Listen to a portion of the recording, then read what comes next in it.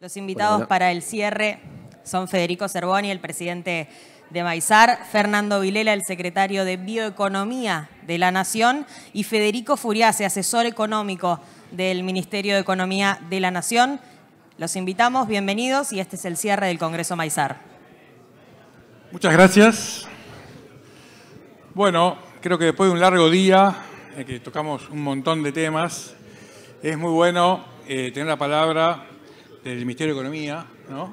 Ver un poco, como dijimos durante todo este Congreso, la política se construye con políticas públicas y privadas en conjunto, con una idea hacia donde cambiamos la política general. Así que, bueno, Federico, tiene la palabra y después, bueno, ya que no somos muchos, por ahí podemos hacer preguntas y tener un intercambio, que esa es la idea. Bueno, genial. Muchísimas gracias por la invitación. Si quieren, para hacerlo más dinámico, voy contando un poco la idea y las líneas generales del programa macro de estabilización y vamos haciendo preguntas para hacerlo más dinámico. Para no aburrirlos y tratar de hacerlo en 5 minutos, empezaría por el contexto que recibimos, ¿no? Una economía que tenía un banco central prácticamente quebrado en términos de su hoja de balance, 12.000 millones de reservas netas negativas y un nivel de pasivos remunerados y base monetaria que reflejaban un excedente de pesos producto de todo el financiamiento monetario del déficit fiscal, donde tan solo en 2023 el financiamiento monetario directo e indirecto del Banco Central del Tesoro había sido de 13 puntos del producto. Ese riesgo de hiperinflación estaba asociado justamente a ese Banco Central que tenía reservas netas muy negativas y muchos pesos en su hoja de pasivo, sumado a precios, precios relativos desalineados, producto de haber pisado tarifas y el tipo de cambio, con una brecha casi del 200%. Entonces, todo eso generaba además un contexto de inflación reprimida muy importante, ¿no? Montado sobre esa inercia inflacionaria del 12-13% mensual, hay una inflación reprimida producto de, lo que tiene que ver con el problema de la hoja de balance del Banco Central, el excedente de pesos en la economía y la distorsión de precios relativos. Y con un riesgo de hiperinflación y de crisis financiera producto de ese contexto macroeconómico que básicamente era el producto de déficit fiscal, déficit de cuenta corriente, pérdida de reservas del Banco Central, brecha cambiaria del 200%, riesgo país por las nubes. Y ese fue un poco el panorama con lo que nos encontramos. Entonces, básicamente, a partir de esa macro que tenía un riesgo de hiperinflación y de crisis financiera inminente, es que fuimos con un programa macroeconómico donde básicamente tenía 3 anclas muy fuertes y que están relacionadas entre sí, ¿no? Y que son las anclas que estamos viendo a lo largo de estos meses. La principal ancla del modelo para nosotros es el ancla fiscal.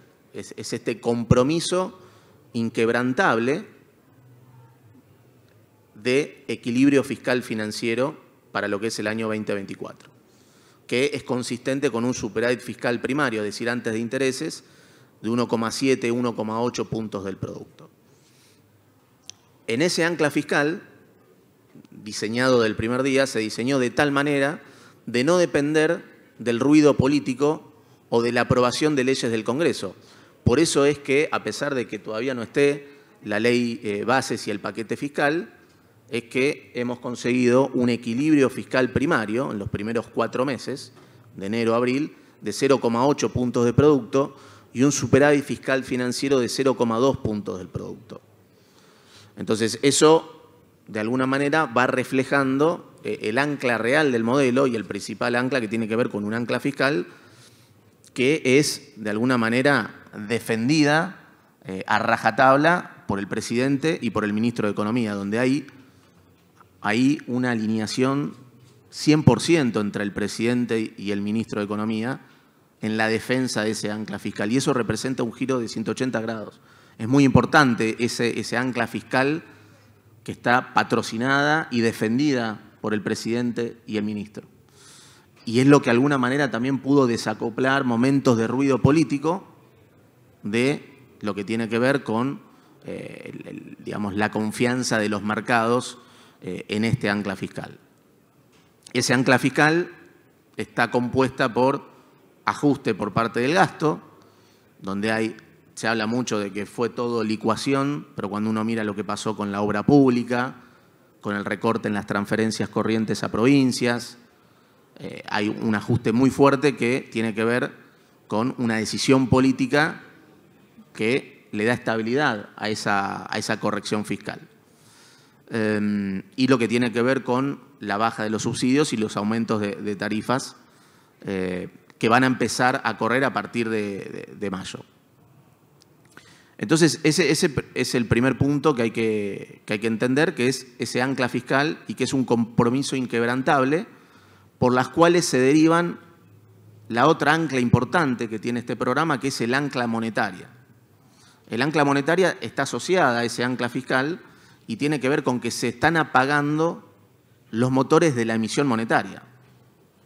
Argentina viene de un régimen de alta inflación con riesgo de espiralización, producto de haber tenido déficit fiscal y emisión monetaria asociado a ese déficit fiscal, y a diciembre teníamos la emisión monetaria que tenía que ver con ese stocks de pasivos remunerados del Banco Central. Ustedes saben que el Banco Central, para retirar pesos que inyecta el Banco Central para financiar el déficit, durante 2020 y 2023, el Banco Central estuvo colocando pasivos remunerados, LELIQs y pases pasivos, para retirar esos pesos, pero eso fue endeudando al Banco Central a tal punto que hacia principios de diciembre los intereses de los pasivos remunerados del Banco Central generaban una base monetaria cada 3 meses. Entonces, fíjense el problema de stocks, de overhang monetario, de excedente monetario que teníamos y que se había convertido en otro factor de emisión monetaria, además del financiamiento del déficit. La deuda del Banco Central era tan alta que generaba emisión monetaria per se. Entonces había que corregir eso. Por eso es que el programa diseñó un ancla fiscal muy fuerte para poder derivar en un ancla monetaria. Producto de este ancla fiscal, de haber tenido un superávit fiscal primario casi de 1 punto del producto, 0,8 puntos del producto hacia abril, y en mayo vamos a volver a tener superávit fiscal primario y financiero, es que pudimos generar una absorción, una contracción monetaria muy fuerte. Cuando el Tesoro tiene superávit fiscal primario y además obtiene financiamiento neto en el mercado doméstico, como no hay déficit y no hay necesidades para financiar el déficit fiscal, tanto el superávit fiscal primario, lo que recauda el Tesoro por arriba del gasto, más los pesos que levanta en el mercado por arriba de los vencimientos, todos esos pesos que levanta el Tesoro terminan siendo absorbidos, terminan generando contracción monetaria. Y eso es parte de este ancla nominal derivada del ancla fiscal. La cantidad de dinero de la economía desde diciembre para acá cayó 44% en términos reales. Y eso genera un ajuste monetario muy fuerte, que fue necesario para poder entender esta dinámica donde en diciembre todos priceaban un dólar de 2.000, 3.000, una inflación de 30% en diciembre, 30% en enero, 20% en febrero, 15% en marzo, y hoy tenemos el dólar financiero en 1.270, la inflación de diciembre fue 25, la de enero 20, en febrero 12, y llegamos a abril con una inflación de 8,8% y una expectativa de inflación más cerca del 5,5% para mayo y con una inflación núcleo que todavía va a estar más abajo, ¿no? Entonces, ese sendero de desinflación mucho más rápido de lo esperado por el mercado tiene que ver con este ancla fiscal sumado a este ancla monetaria donde hubo una absorción monetaria muy fuerte producto de que el Tesoro tiene superávit fiscal primario. Lo que ayudó también a este ancla monetaria, a esta absorción monetaria muy fuerte, es haber tenido, dentro de este contexto de controles de capitales, una tasa real negativa en el arranque. Si hubiésemos, digamos, hoy hay un debate, ¿no? Pero tienen tasa real negativa. Bueno, si hubiésemos puesto una tasa real positiva, cuando la inflación, producto de la corrección cambiaria en el arranque, fue a 25% y hubiésemos tenido una tasa real positiva montada sobre esa inercia inflacionaria heredada, con intereses de pasivos remunerados que generaban una base monetaria cada 3 meses, era un camino directo a la hiperinflación. Entonces es por eso que en este programa que tenía un ancla fiscal muy fuerte, en un contexto de controles de capitales, fuimos con tasa real negativa. Tasa real negativa que empezó siendo muy fuerte en el arranque, cuando la inflación se aceleró por la corrección de precios relativos, pero una tasa real negativa que cada vez se va haciendo menos negativa, dado que la inflación está bajando mucho más rápido y las expectativas inflacionarias están bajando mucho más rápido que lo que han bajado las tasas de interés nominales. Y eso también es una innovación y algo muy importante, ¿no? La mayoría de los economistas dicen están bajando la tasa con un tema inflacionario. Bueno, justamente, estamos haciendo una baja de tasas porque la inflación está bajando y porque en la medida que sigamos bajando las tasas de interés, lo que llamamos esa emisión monetaria endógena asociada a los pasivos remunerados también está bajando. Y eso contribuye a sostener el proceso de desinflación que estamos generando. Entonces, eso por el lado de lo que tiene que ver con ese ancla monetaria. Producto del ancla fiscal y de este ancla monetaria, obtenemos lo que tiene que ver con ese ancla cambiaria. Es decir, en diciembre todos priceaban un dólar de 2.000, 3.000 y hoy el dólar está en los mismos niveles en los que asumimos. El dólar libre está cerca de los 1.270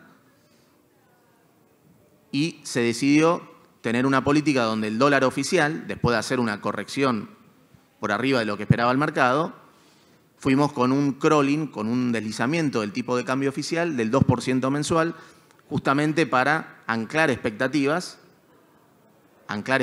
inflacionarias y lo que tiene que ver con las expectativas nominales, mientras se iba haciendo el proceso de corrección de precios relativos.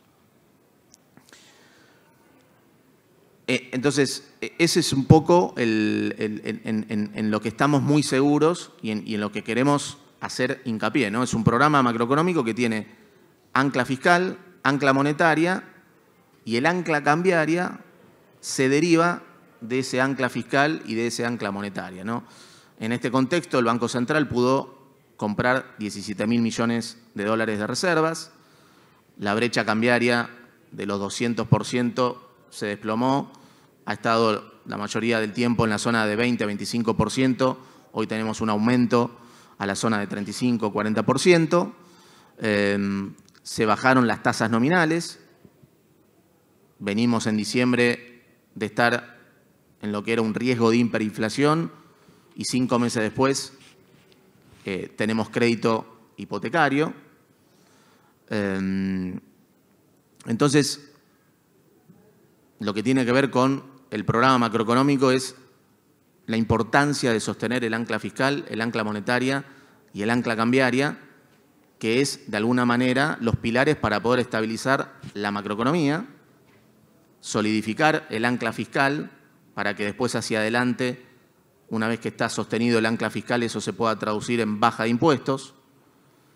Y de alguna manera lo que nos parece importante es que en este contexto macro lo importante es el cambiar el chip. Venimos de un contexto donde los agentes estaban en una macro donde todo el tiempo se iba retroalimentando la nominalidad. Como había déficit fiscal financiado con emisión, todo eso generaba cada vez un piso de inflación más alto, entonces el Banco Central tenía que ir subiendo la tasa cada vez más y el crawling del tipo de cambio oficial, y todo eso le iba poniendo un piso más alto a la inflación.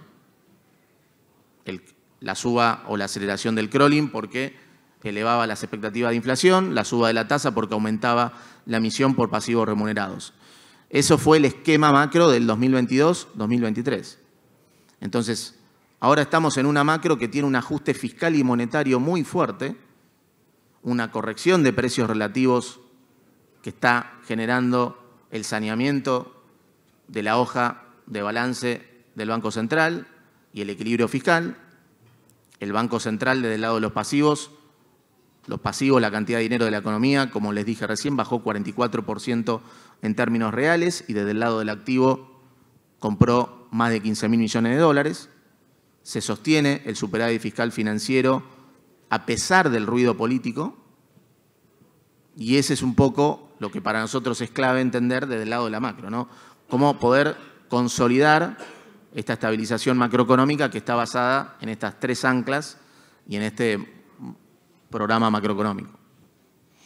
Sí, Fede, decías que muchas de las variables estaban priceadas o pensadas en diciembre y que lo que muchos actores estaban pensando no ocurrió, ¿no? Hoy le preguntaba al público si alguien pensaba que el dólar iba a estar al valor que estaba, que si la inflación iba a estar en los valores que vos decías, etcétera, y bueno, que levanten la mano que empezara eso, y nadie levantó la mano, ¿no? Hacia adelante, estos que no pudieron acertar lo que iba a pasar, ¿qué mensaje les podés dar para los próximos meses, ¿no? ¿Hacia dónde vamos según tu criterio, que ellos no están viendo? Y por otro lado, si se aprobara la ley fiscal, ¿qué impactos tendría eso sobre el escenario que estás describiendo? Es un buen punto el que marcas, Fer. Ahí, un poco, para hacerte un paréntesis, a nosotros no nos sorprende la baja más rápida que hubo de la inflación y los niveles de dólar, justamente porque teníamos un programa pensado del día 1 que generaba un ancla fiscal y monetaria muy fuerte, ¿no? O sea, pasar de un déficit fiscal de 5 puntos del producto a un equilibrio financiero de 0,2 puntos del producto en abril, reducir la cantidad de dinero de la economía en 44% en términos reales, haber corregido precios relativos, pasar de una emisión endógena del Banco Central de los intereses de pasivos remunerados, que era 8 puntos de la base amplia, a 1,9 como tenemos hoy, claramente, digamos, no nos sorprende porque todo eso es derivado de ese ancla fiscal y monetario muy dura, que además tienen un apoyo político muy importante. Entonces acá lo que hay que entender es que hay una consistencia entre el mandato político y el mandato económico que en Argentina no se da nunca, que es el equilibrio fiscal y el control monetario. Eso es algo muy importante que nunca se da en la historia argentina y creo que está detrás de, como vos bien marcás, este sendero de desinflación más rápido de lo esperado por muchos economistas y por los agentes. Que además, no nos olvidemos que eso se dio cuando en diciembre la mayoría de los agentes económicos, obviamente por la incertidumbre que había, por lo pesado de la herencia macroeconómica, priceaban un dólar de 2.000, 3.000, y la mayoría de los agentes estaban estoqueados y dolarizados.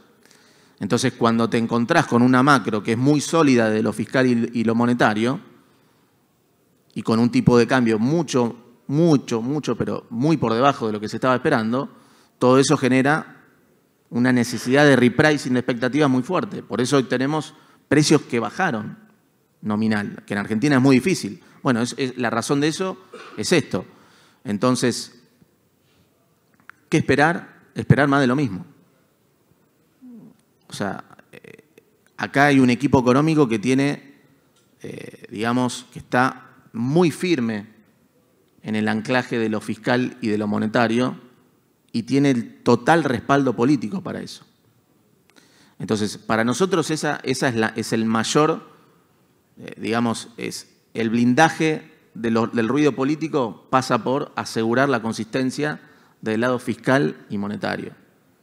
Entonces, hay que esperar más de lo mismo en ese sentido, en seguir trabajando para mantener este equilibrio fiscal, este control monetario. Obviamente que, en caso de la ley bases, eso obviamente siempre le termina dando una consistencia del lado político de mediano plazo. Argentina, para crecer, para mejorar la competitividad, necesita reformas estructurales. Entonces, para ese mediano plazo es muy importante la ley bases.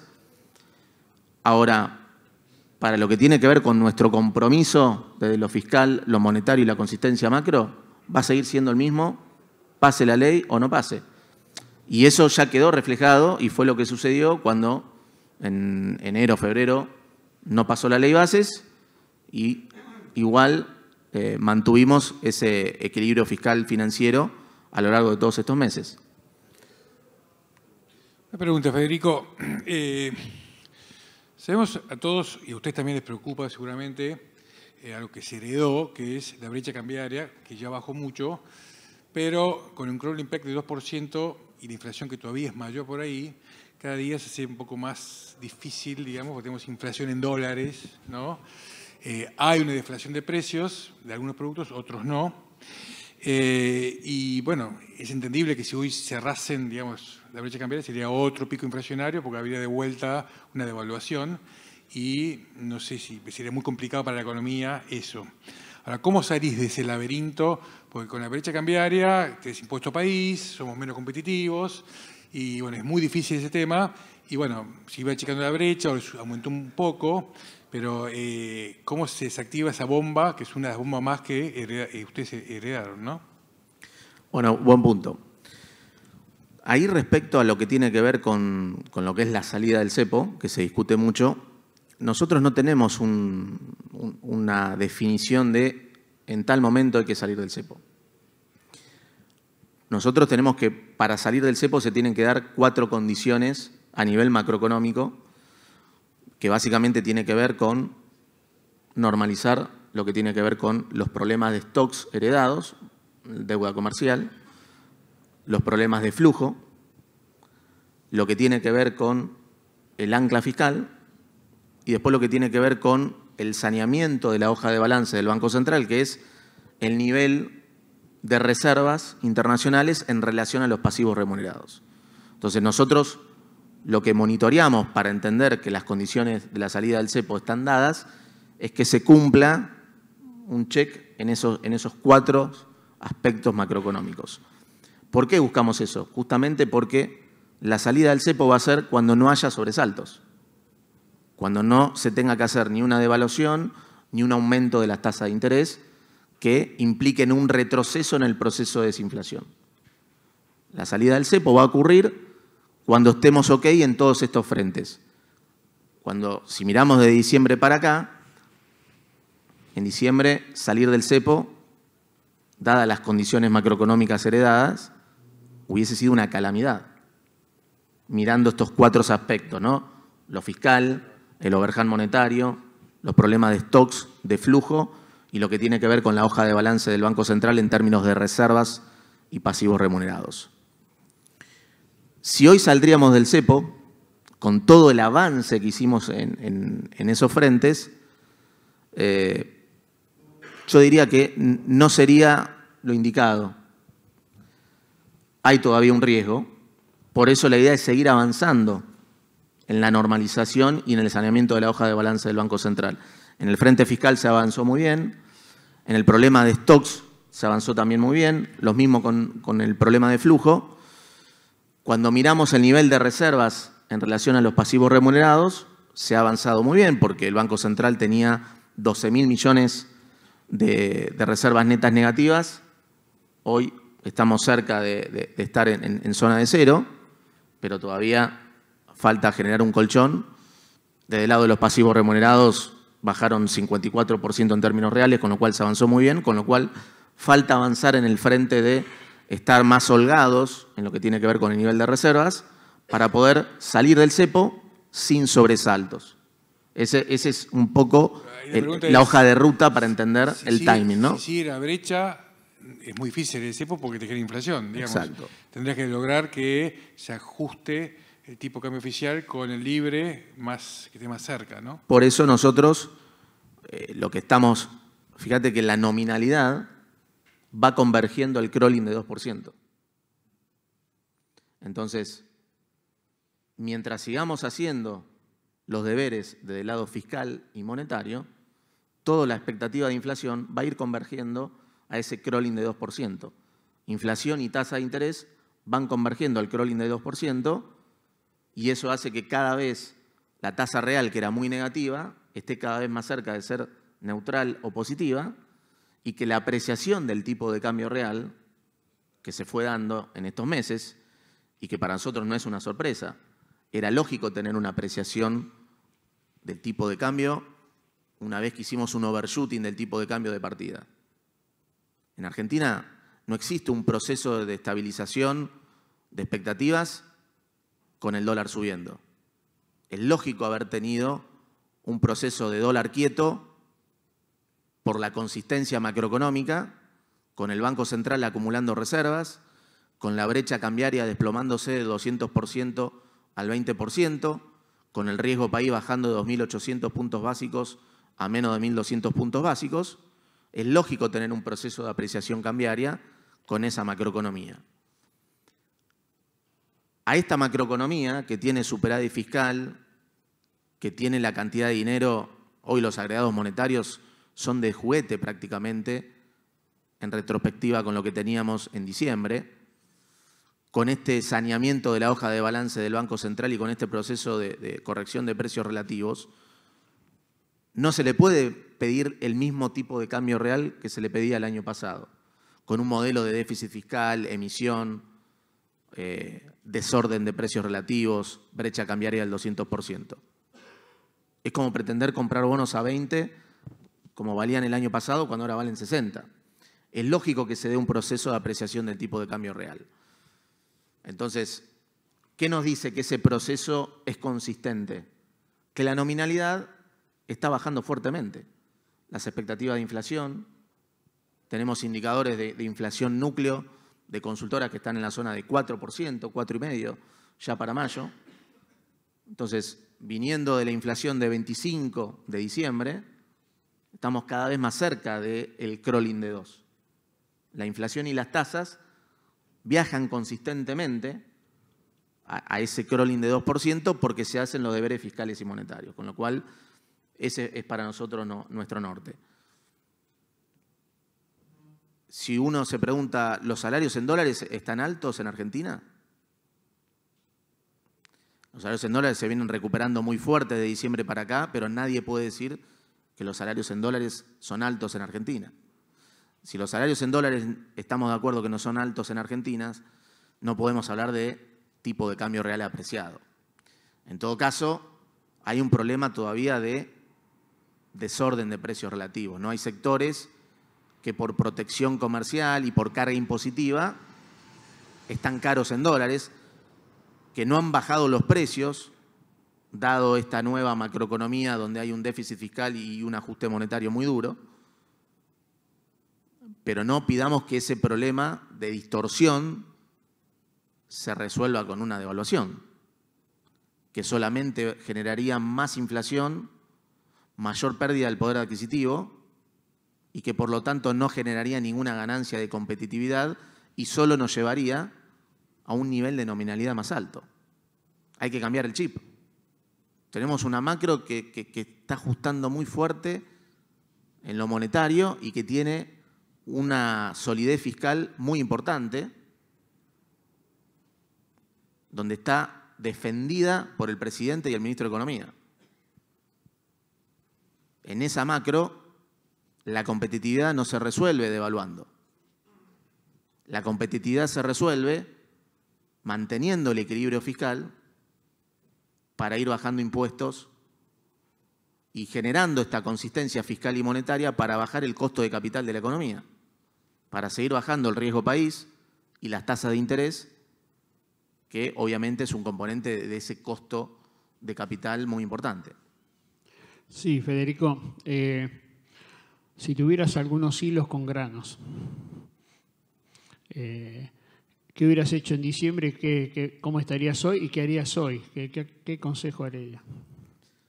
Bueno, cuando uno mira los incentivos macroeconómicos, están dados claramente. En diciembre lo dijimos, estuvimos en una reunión, ¿no? Donde veíamos que iba a venir una apreciación real producto de la consistencia fiscal y monetaria, y donde ese gap que había entre la tasa de interés en pesos y el deslizamiento del tipo de cambio oficial cada vez iba a achicar, con lo cual estaban todos los incentivos a la liquidación. Hoy sigue pasando lo mismo. No hay razones para pensar en una devaluación. La nominalidad va comprimiendo muy fuerte. La inflación y la tasa de interés van camino al crawling del 2% mientras se mantenga el control fiscal y monetario. Con lo cual, y en los últimos meses encima tuvimos el plus de que aumentaron los precios internacionales de la soja, inclusive con este reacomodamiento del dólar contado con liqui, después de estar quieto desde enero. O sea, hoy estamos en los mismos niveles que enero. Hay una mejora del tipo de cambio exportador ajustado por precio de la soja, 13-14% en el último mes, y que el control fiscal y monetario, que es lo que explica en el ancla cambiaria, van a seguir muy fuerte. Hoy el tipo de cambio real, supongamos, tomemos como parámetro 100 en febrero de 2016, la salida del cepo del gobierno de Macri, abril cerró en la zona de 110. Entonces, tomando la inflación implícita que hay hoy en el mercado de bonos, ustedes saben que en el mercado de bonos hay bonos que ajustan por inflación, bonos a tasa fija al 2025, con lo cual tomando las tasas de interés de los bonos que ajustan por inflación, la tasa real de los bonos que ajustan por inflación y las tasas nominales de los bonos a tasa fija en pesos, ahí está la expectativa de inflación del mercado, que paga el mercado. Esa inflación implícita en el mercado de bonos está en un ritmo mensual de 3,6, 3,5% mensual desde junio hacia marzo del año que viene. Si tomamos esa expectativa de inflación con el crawling del 2%, cerraríamos diciembre en un nivel de tipo de cambio real en la zona de 95, 96. Base 100, febrero 16. Pero con una macroeconomía mucho más sólida en el frente fiscal, en el frente comercial, con lo cual es importante, digamos, para poner en contexto todo lo que tiene que ver con esta discusión. ¿Alguien quiere hacer una pregunta del público? A ver, ¿podemos hacer 2 o 3 preguntitas? Sí, y cerramos. Perfecto. Federico, vamos a suponer que todos entendimos todo lo que vos acabas de hablar. Gran desafío, ¿no? Es así, ¿no? Porque realmente te escuchamos con mucha atención y entendimos. También hoy la persona que está ahí, a tu izquierda, te hizo un comentario, una reflexión, una pregunta. Y mucho de lo que estamos acá y de lo que estábamos hoy a la mañana y de lo que estamos a lo largo del país, que producimos, que estamos en el sector primario, en el sector de producción, los que decidimos si vendemos o no vendemos el cereal que estamos terminando de cosechar, secretario Vilela. El año pasado, en el mes de diciembre, hasta esa fecha, habíamos tenido una actualización muy importante de los costos en pesos y en dólares. Hoy lo decía un gerente del principal exportador de granos de Argentina, Viterra, el sector de la producción es tomador de precio, no es formador de precio, y también es tomador de costos. No podemos formar los costos. Nosotros trabajamos por resultados, no trabajamos por márgenes. El sector exportador trabaja por márgenes, puede comprar a 5, vende a 6. El sector de la producción trabaja por resultados. Gasté 17 pesos por hectárea por una acumulación de costos. Entonces, como a lo largo de estos años hubo inflación para nosotros en pesos y en dólares de nuestros costos, pero no así de nuestros productos, hoy nos encontramos lo que tanto venimos diciendo con una situación de atraso cambiario, pero que nos afecta realmente, independientemente de todas esas condicionantes y variables de la economía, que también puede que los afecte o no, a nosotros sí. ¿Por qué? Porque tenemos inflación en los costos, en pesos y en dólares. Esa industria, por ejemplo, la metalmecánica, la maquinaria agrícola, que más del 100% de aumento de dólares en sus costos, la industria de los insumos también. Y tenemos un producto, nuestros productos, que no somos formadores del precio, como por ejemplo el maíz, que nos convoca al Congreso, a un dólar oficial que tampoco lo podemos manejar. Entonces, la demora en la venta de cereal, la demora, como decía el otro día el ministro Luis Caputo, la demora en parte es por eso, porque no podemos determinar nuestros costos y nuestros costos hoy están más altos que el valor de nuestros productos. Entonces, ¿qué gran medida sería si el dólar para el campo, por supuesto para el resto de la economía también, reflejara la realidad que había el 10 de diciembre de una inflación muy alta en pesos y en dólares? Y al día de hoy, tal vez en otros sectores de la economía ha habido una baja de precios, hay un desequilibrio general de precios relativos, como usted dijo, pero el sector del agro no. Solamente una baja circunstancial de los fertilizantes por una baja de los aranceles, pero en el resto de los insumos nada. O sea que de acá en adelante vamos a estar muy comprometidos y muy ralentizada la venta de cereal hacia esa expectativa. ¿Se entiende? La pregunta era para vos, Federico, y para usted también, el secretario Vilela, si la pueden alcanzar a entender y transmitir ese mensaje al gobierno. Hoy el sector de la producción está muy comprometido porque está con una inflación acumulada y aún, diría, en movimiento de costos en pesos y en dólares. Y tenemos el valor de los granos que circunstancialmente en los últimos 15, 20 días ha tenido una recuperación de precios, pero que si la historia esta la teníamos un mes atrás, era muy distinto y la ecuación no cerraba de ninguna manera. Sí, así es. El tema de los precios es como decir, pero circunstancialmente bajaron y ahora subieron. Digamos, tanto como bajaron, subieron. Pero también vos tenías una urea en el mes de diciembre o en el mes de febrero, $800 la tonelada y hoy está 500. ¿Sí? Eso, entonces, no todos los costos subieron en dólares, ¿no es cierto? Hay temas que tuvieron bajas tal como este, que no es un tema menor, además de los aranceles, etcétera, ¿no? Ahí es una cuenta compleja, pero me parece que lo tuyo es parcial. Quizás, nada, para complementar del lado macro, obviamente entiendo las situaciones micro. Lo que hay que entender desde el lado macro es que acá hay un compromiso muy fuerte del lado fiscal y monetario. Entonces, eso hace que no vamos al loop que tiene siempre Argentina de tratar de generar competitividad devaluando. Porque no se gana competitividad, es una mentira eso.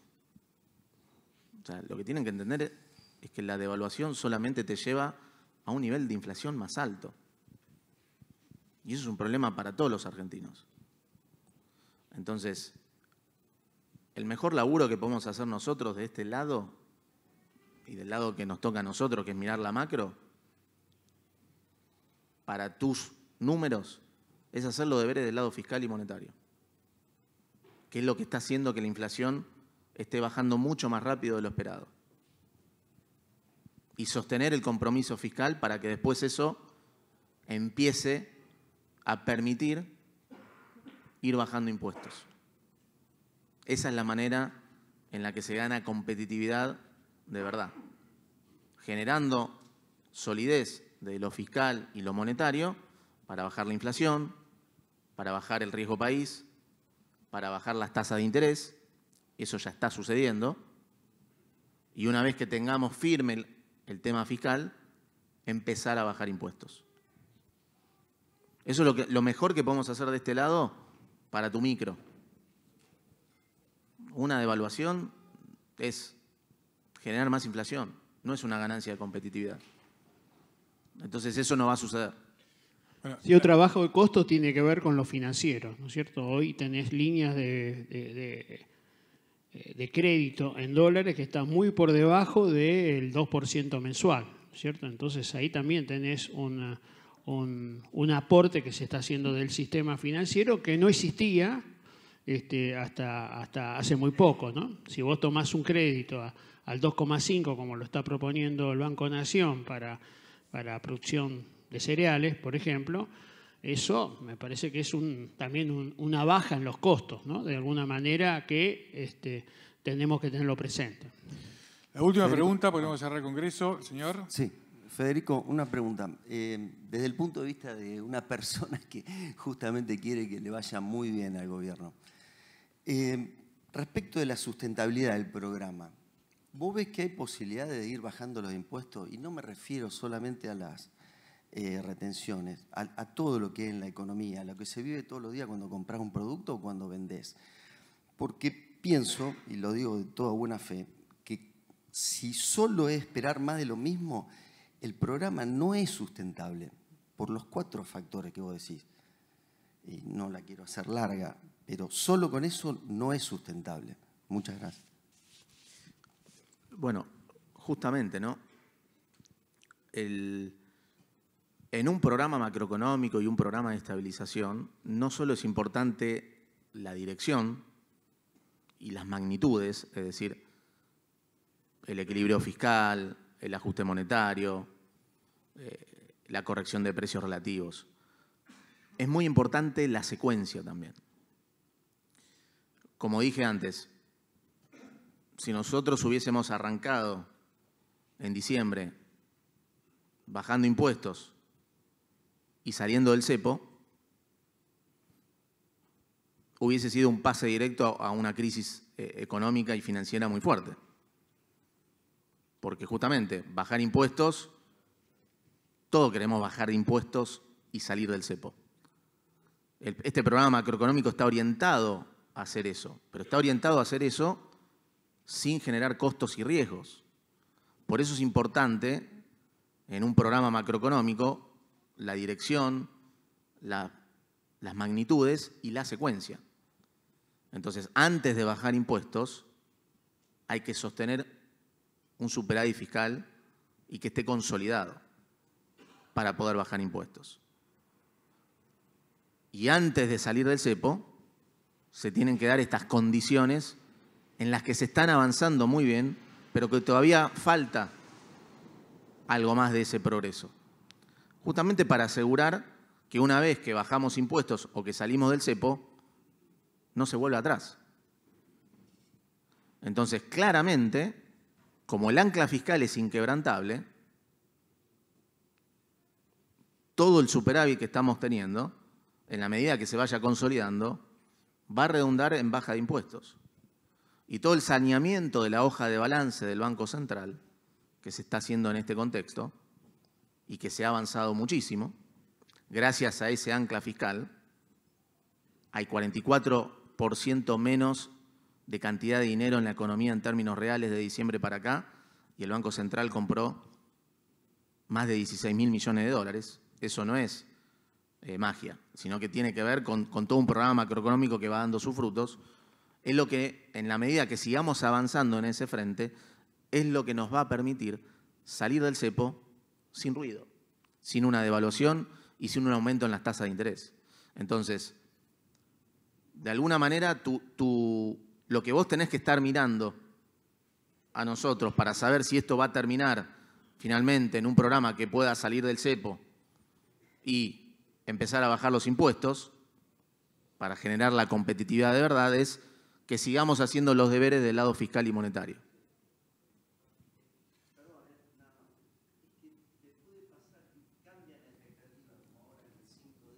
Aumenta 20% el dólar y te arruina el programa fiscal. ¿Entendés? No, pero no arruina nada eso. Sí, porque no fiscal. Empiezan los WhatsApp. Uy, me aumentaron 2% tal mercadería y todo. Y todos queremos que nos vaya bien. Y totalmente, como vos decís, nos vaya bien sólidamente. Por eso yo no estoy hablando de devaluación, nada. Justamente creo que la única salida que tenemos como para despegar la economía, porque el ancla fiscal lo va a tener, se te están acabando los cartuchos, porque si hay recesión no vas a tener un ancla fiscal muy fuerte, porque subir los impuestos no va a poder y va a recaudar menos, vos sabés, IVA y todo lo otro. Entonces yo digo, creo que más pronto que tarde van a tener que tener algún, llamémosle de una forma, un plan B, para darle un shock de confianza nuevo. Hay mucha gente que está creyendo en esto y los logros son muy buenos, pero no te podés quedar a mitad camino. Gracias. No, claramente. Hay una hoja de ruta que va a seguir en ese norte. Respecto de la recesión, o sea, para nosotros hay dos factores que van a generar una recuperación rápida de la economía, que es la recuperación de los salarios reales, con la inflación convergiendo al 5 o 4% mensual. Las paritarias están viniendo más arriba que eso. Eso implica que los salarios reales ya están pegando la vuelta. Y con las tasas de interés que bajaron de 120% a la zona de 30%, el crédito se va a reactivar muy fuerte. Con una economía que además está funcionando en la industria al 50% de la capacidad instalada, con lo cual el margen que hay para una recuperación económica rápida es muy fuerte.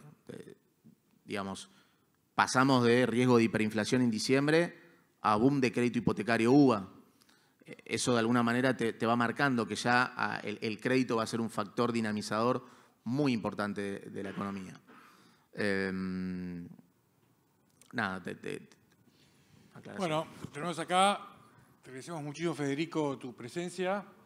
No es normal que funcionarios de esta área tan sensible como es, vengan acá, nos hablen al sector y reciban preguntas del público. Se demuestra un poco el convencimiento que ustedes tienen de hacia dónde van. Y bueno, y es muy bueno para el sector tener este diálogo. Así que voy a agradecer muchísimo y esperemos, bueno, como a todos, que si a ustedes les va bien, nos va bien a nosotros. Así que estamos todos en este mismo barco. Así que mucha suerte y cuenten con nosotros. Bueno, muchísimas gracias.